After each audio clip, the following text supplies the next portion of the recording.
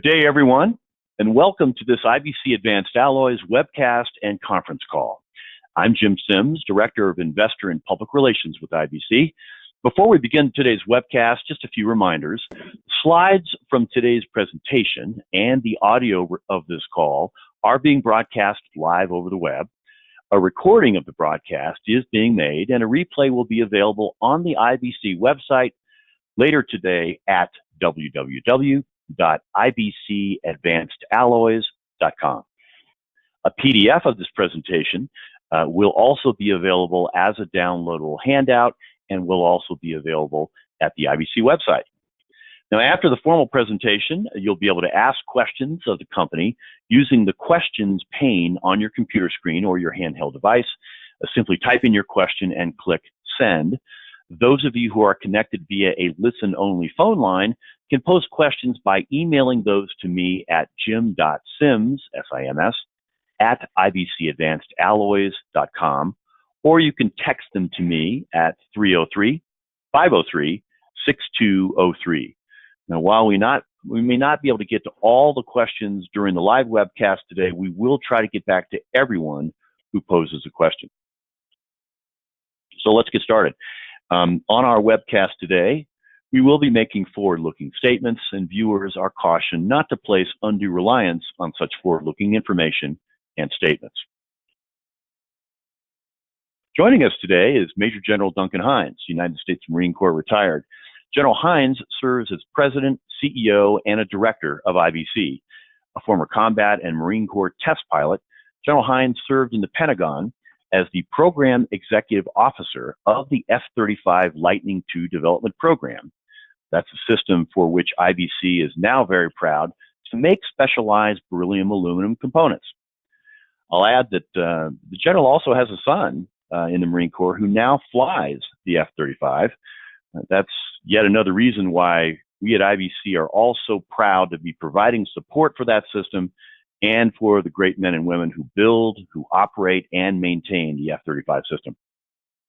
Also joining us today is Mark Smith. Mark is Chairman of the IBC Board of Directors. Mr. Smith has more than 37 years of experience in operating, developing, and financing mining and strategic materials projects in the Americas and abroad. Mr. Smith is also currently Executive Chairman and CEO of NioCorp Developments Limited, and is President and CEO of Largo Resources. Mark, I would note, is one of the single largest shareholders of IBC. General Heinz, let's get started. Please start us off.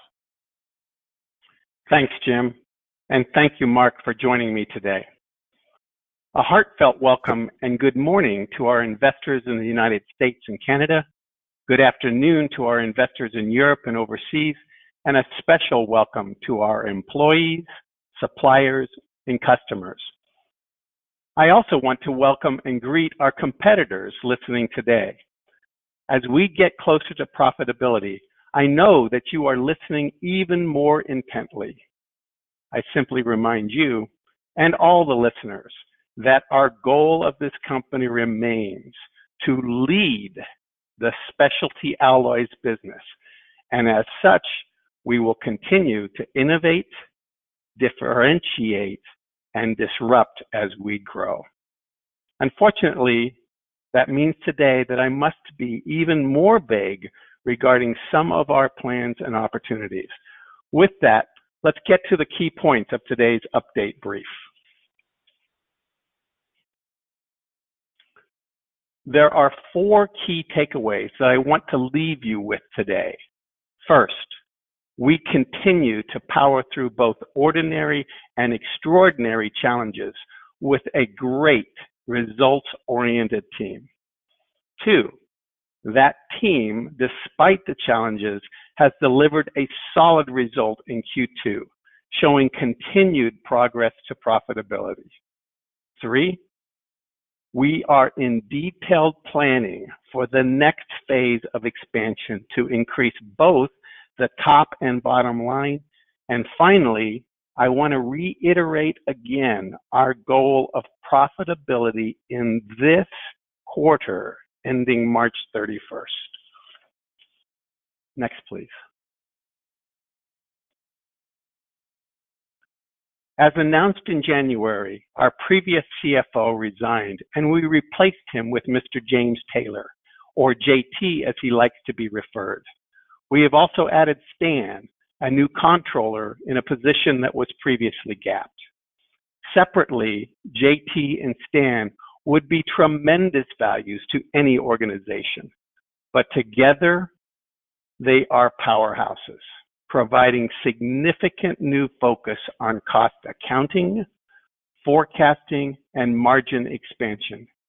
In particular, JT is a fantastic addition to our executive team, and I look forward to him joining me on future shareholder conference calls to provide you with quality updates on growth and profitability. BMO, our bank, recently waived covenant defaults and renewed the revolver loan.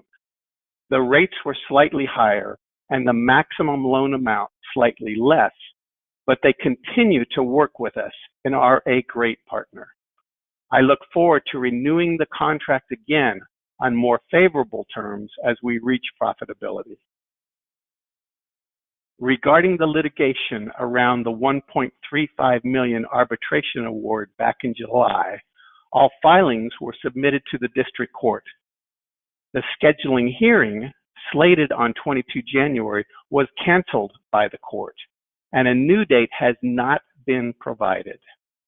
While this maintains the same level of uncertainty as before, we believe it is a further indication of the length of time it will take to settle this case, which is still in its infancy and still subject to potential further appeals. I want to talk a minute regarding our aluminum scandium development program. We have, as part of our business plan, established specific targets for this alloy, and we knew that this first pour would likely need process refinement. This first test provided tremendous learning regarding the alloying process and greatly contributed to the planning for the next tests, including the use of an outside lab. We have not reached our target, but we are making significant progress towards being able to provide sufficient quantities of this alloy to the market in the future.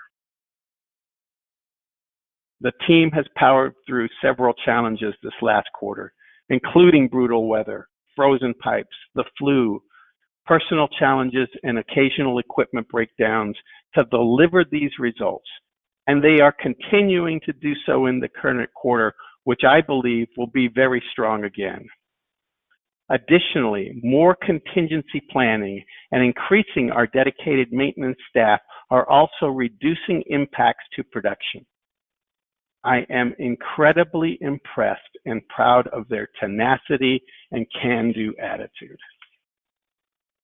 Now let's talk about the Q2 results. First, on a consolidated basis at the company level, the quarterly revenues increased by $1.157 million or 32%, and operating loss was reduced by $436,000 from $838,000 to $402,000 on a year-over-year basis. Further, gross margins continue to show improvement on both a trailing 12 and 24-month basis and shows continued progress to profitability. Now let's talk about copper. Again, on a year-over-year basis, copper sales increased 29% to $3.4 million, with a $10,000 profit versus a $38,000 loss for the same quarter of the previous year. Because the net change in the bottom line was relatively smaller compared to the revenue increase, gross margin decreased by 1% from 14% to 13%. This fluctuation is within the variation we have seen as a result of different sales mixes. But I assure you that JT and Stan are continuing to improve our data and analytic tools to help better explain the why of these variations in the future. Finally, quarter bookings were up by 9.6%. Let's look at EMC now. With more consistent deliveries, EMC's revenues increased by 41% and losses were reduced by 48%. These numbers are encouraging, but didn't meet our projection, so we continue to focus on further cost reductions to improve the bottom line for EMC while growing the revenues. So on the quarter-over-quarter basis comparison, we are comparing Q2 of 2017 to Q2 of 2018. Next slide. You can see here the 32% improvement in revenues with an associated 52% decline in losses. And we continue to focus on growing that. But let's look at the scorecard relative to my forecast. While the consolidated numbers were in line, the estimate at the division level was not as good, with EMC doing worse than expected and copper doing better and the corporate expenses slightly worse. Again, we are working to improve our analytics and forecasting capability to better understand and explain these in the future. Now let's look at fueling the next phase of growth. What's going to be that path to profitability and the next leg up? With JT and Stan's help, we will be even more focused on costs, cost reduction, and analysis of products, and potentially determining which ones we should stop selling. JT's first words to me were, "It's all about the gross margins and improving them." He is right. That first principle will drive our next rounds of investment. We already have a good list with solid returns on investment. Those investments will be funded through a combination of potential cash influx as a result of anticipated new contracts and contract terms, from profits, from potential exercise of warrants and options made possible by investor recognition of our profitability, and as indicated in our MD&A, additional capital raises. For the copper division, these additional funds will be used to increase inventory of raw materials and some specific high demand alloys. One of our key differentiators is fulfillment date, or our promised delivery date for that product. We see a direct correlation between shorter fulfillment dates and increased orders.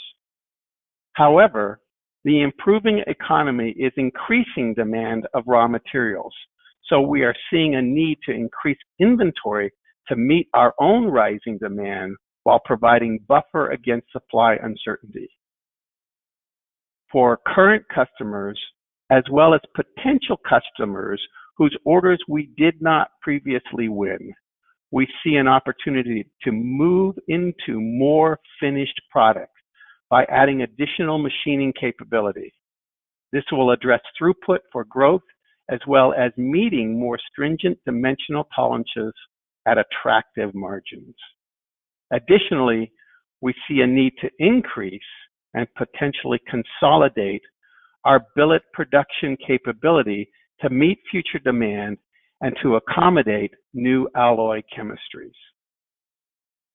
For Engineered Materials Division, having addressed our furnace at the last capital raises, we are now focused on increasing throughput and reducing the cost of our mold creation capability. That is the prerequisite to pouring our castings. We are advancing more opportunities through prototyping to accelerate sales growth. Finally, the ability to cast beryllium aluminum products has been an important differentiator for EMC, but it is still only one, like a one-peg stool. We are focused, therefore, on developing more pegs that can begin to impact the results in the next 3 to 36 months. Scandium aluminum is one, but there are 2 others we are pursuing vigorously, and thanks in part to Mark Smith's help, which he will talk about at the end, we are well along in that pursuit. I apologize again for being vague at this point, but this is an important inflection point, and we must not tip our hand to our competitors too early.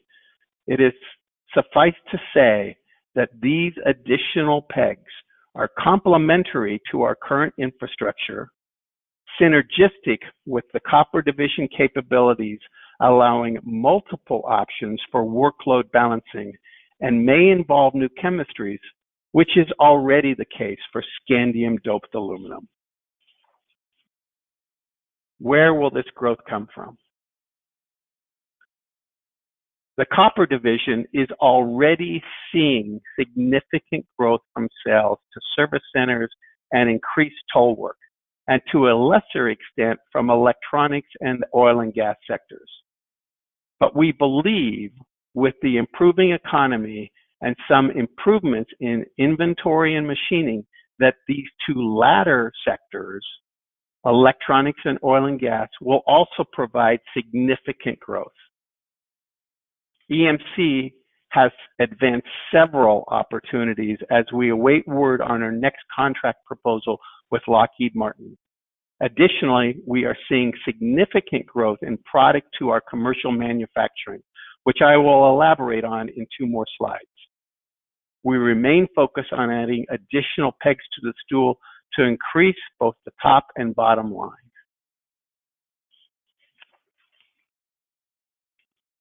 As I mentioned on the copper side previously, in the previous quarter, we saw a 9.6% increase on a year-over-year basis in our orders booking.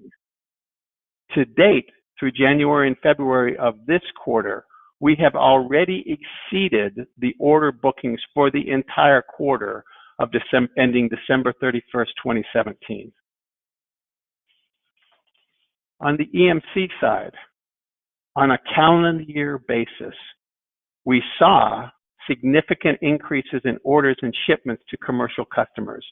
In particular, the last quarter of the calendar year, where there was typically a slowdown, didn't happen this year. And I will tell you, the first 2 months of this year, we are seeing significantly higher demand than at the same time last calendar year. So I'm excited about the possibilities. With that, again, next slide, please. As stated several times, I want to reiterate our goal of profitability in the current quarter. With 2 of the 3 months behind us and solid orders for March, I remain confident that we will achieve that goal. The steps we are planning now for growth and gross margin improvement will, I believe, allow us to sustain profitability and provide the next incremental improvement to our growth and profitability. Our backlog is strong and growing. Revenue is on the rises across market sectors, and as I see it, we are poised for breakout performance in 2018, and we have multiple new product offerings on the horizon. But to remain balanced in this presentation, I must address the possible risks of that projection. Those risks include material availability, competitive pressures, the weather such as the front now approaching the Northeast again, equipment breakdown and labor issues, and the success in adding additional funds to support our expansion. Please refer to our MD&A and the legal disclaimer at the beginning of the brief. All that said, I remain optimistic. This is a team that powers through challenges with great tenacity. I am proud of our progress to date, and I look forward to the future as we deliver on the promise of this great company to lead the specialty alloys business, providing great, cost-effective product tailored to our customers' specifications while providing a positive work environment to our employees and value to our shareholders. Let me now turn over the mic to our Chairman of the Board of Directors, Mark Smith. Thank you, General Heinz. Excellent review of the quarter and outstanding outlook. And that's really what I want to talk about on behalf of the Board of Directors, is the things that we have asked management to focus on. And I think you'll see a lot of consistency between what we've asked them to focus on and what they're doing for performance right now. And before I get into that, let me just say that I'm a huge believer in the fact that performance is what earns you the right to do new and exciting things in a company. And our entire management team, the entire team, the operations team at IBC has now put together a couple of solid quarters in a row. They've put together a trending forecast that looks outstanding for this company. And the Board of Directors feels very confident that we are now ready to move into these next phases. The two things that the General focused on just a moment ago, gross margins and investments in good ROI projects. That's what the Board has asked the General and his team to focus on. I think the gross margin area and investments in good ROIs go hand in hand. And just as an example there, it was mentioned earlier that I'd invested some more money into the company, and I did just that. We had a $55,000 CapEx project that needed to be done and had a 0.2 month payback associated with it. That's a project that we just need to undertake, and I've made sure that that project will happen. It will make us more competitive. It will increase our gross margins, and we have multiple other projects that we want to look at along these same lines. It keeps the company in the business that it is in right now, but it really starts to eliminate a lot of the subcontracting that we're doing where a lot of this gross margin is lost. So that's the focus that we're going to have. We will likely be looking at different ways to bring some additional funds into the company to undertake those projects and to really focus on the gross margin capability. So this is a board that I'm very proud of, actually, because it's a very closely connected board that has multiple types of experience that is brought to the table. The discussions we have are open and honest at all times. And I think as a team, the board works together very well. So I'm proud to be here. I plan to continue to support this company. And I also believe that we are strongly positioned for a big 2018 and a profitability level in this next quarter. So with that, General or Jim, I will hand it back to you. But I am a proud shareholder and a proud board member of this company. Thank you, Mark, and thank you, General Heinz. Let's now turn to questions from our audience. As I mentioned earlier, for those participating on the webcast, you can type in your question into the webcast tool that you'll see on your screen and click send. For those who are participating on the webcast via listen-only phone lines, you can post your questions via email to me at jim.sims@ibcadvancedalloys.com, or you can simply text me your question at 303-503-6203. We had a couple of shareholders who sent in questions in the last couple of days via email, so we'll start with those. And this is for either of you. General, let's start with you. What do you see as the future of IBC's work for the F-35 program?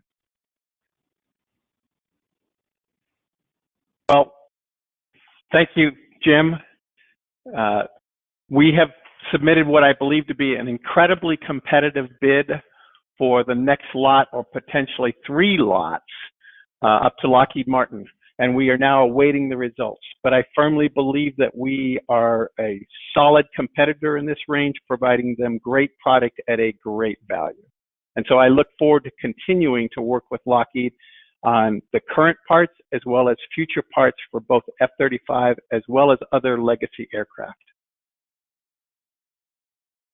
Okay, here's another question that came in via email. IBC has talked in the past about doing work with BAE Systems, which is another defense contractor. Can you give us an update on that? We continue to progress with BAE. We are through the prototyping stage right now and waiting to hear back in terms of funding relative to their go-ahead plan for the program. So I think the results were above their expectation, and we are simply now at the stage of waiting for the government response and program funding to continue. Okay, here's another question. IBC announced last year that it was qualified to supply parts to the U.S. Navy. Is IBC doing any of that work now? We are not yet, and we are continuing to evolve that relationship.